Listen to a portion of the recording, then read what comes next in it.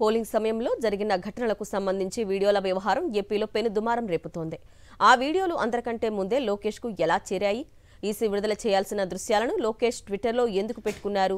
ఈ అంశాలపై ఎన్నికల అధికారుల తీరు సందేహాలు కలిగిస్తోంది. టీడీపీకి అనుకూలంగా ఎన్నికల అధికారులు వ్యవహరిస్తున్నారన్న అనుమానాలు వ్యక్తమవుతున్నాయి. ఏపీలో పోలింగ్ రోజు ఘటనలపై ఈసీ వ్యవహరిస్తున్న తీరుపై విమర్శలు వ్యక్తమవుతున్నాయి. ఎన్నికల సంఘం తీరును వైఎస్ఆర్సీపీ నేతలు తప్పుబడుతున్నారు. ఈవీఎం ధ్వంసమైతే ఈసీ రిలీజ్ చేయాల్సిన వీడియో లోకేష్ ట్విట్టర్లోకి ఎలా వచ్చింది అని మంత్రి అంబటి రాంబాబు ప్రశ్నించారు. ఎన్నికల అధికారులు టీడీపీతో కుమ్మక్కయ్యారనే అనుమానం కలుగుతోందన్నారు. ఆ పోలింగ్ బూత్లో ఆ ఈవీఎంను పగలగొడుతున్నట్టుగా ఒక వీడియో రిలీజ్ అయింది. ఇది ఎక్కడి నుంచి రిలీజ్ అయిందో మరి అర్థం కావడంలా. ఇది election commission has to release యాక్చువల్గా. ఇది లోకేష్ గారు ట్విట్టర్లో పెట్టారంట. ఎట్లా చేరింది లోకేష్ గారు ట్విట్టర్కి? కలెక్టర్న రిలీజ్ చేయాలి, ఎలక్షన్ కమిషన్కి సంబంధించిన వారిని రిలీజ్ చేయాలి, ఆర్ఓన్న రిలీజ్ చేయాలి.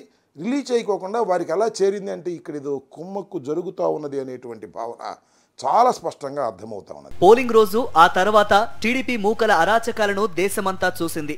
రాళ్లు కర్రలతో వైఎస్ఆర్సీపీ శ్రేణులు పలు గ్రామాల్లో ప్రజలపై దాడులకు తెగబడిన ఉదంతాలు అన్ని మీడియాల్లో వచ్చాయి. ఓవైపు దాడులు చేస్తూ మరోవైపు రిగ్గింగ్కు పాల్పడ్డాయి పచ్చ మూకలు. రిగ్గింగ్కు పాల్పడటమే కాకుండా వైఎస్ఆర్సీపీకి ఓటేసిన వారిపై టీడీపీ నేతలు దాడులకు తెగబడ్డారని అంబటి రాంబాబు మండిపడ్డారు. తాము ఫిర్యాదు చేసినా పోలీసులు పట్టించుకోలేదన్నారు. వాస్తవాలను కప్పిపుచ్చి పిన్నెల్లి రామకృష్ణారెడ్డిపై దుష్ప్రచారాన్ని చేస్తున్నారని విమర్శించారు. పిన్నెల రామకృష్ణారెడ్డి గారు మాచర్ల నియోజకవర్గంలో చాలా దారుణాలు జరిగిపోయాయి.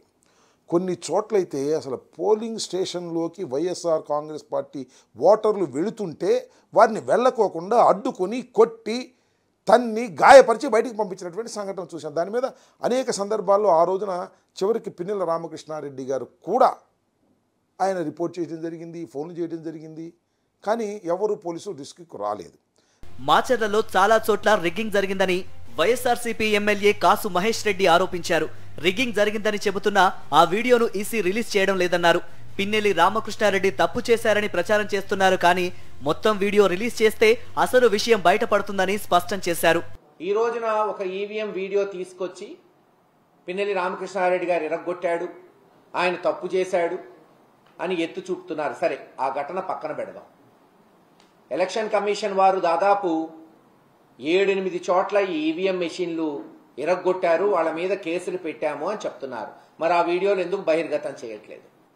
ఈ ఘటన ఏదైతే ఈవీఎం ఇరగ్గొట్టిన ఘటన కన్నా ముందు ఏం జరిగింది, ముందు 2-3 గంటలు ఏం జరిగిందో ఎందుకు బహిర్గతం చేయట్లేదు? తీయండి, అన్ని వీడియోలు తీయండి.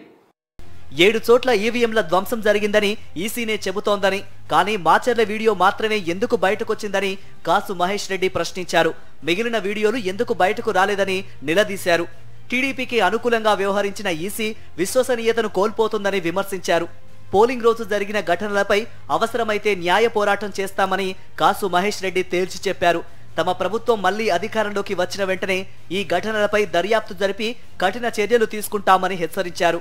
మాకొచ్చిన సమాచారం ప్రకారం పాలవాయి గేట్లో మా ఏజెంట్లని లాగేసి కొట్టి రిగ్గింగ్ చేసుకున్నారు. అందుకని అక్కడ రామకృష్ణారెడ్డి గారు పోయి ప్రతిఘటించాడు. అంటే రిగ్గింగ్ చేయటం సమంజసమా? ఎలక్షన్ కమిషన్ ప్రకారం ఏజెంట్లు లాగి కొట్టడం సమంజసమా? అంటే అవన్నీ జరిగినప్పుడు అక్కడ కంటెస్టింగ్ క్యాండిడేట్ ఏమీ చేయకుండా నోరు మూసుకొని ఇళ్లలో కూర్చుంటే అది కరెక్ట్.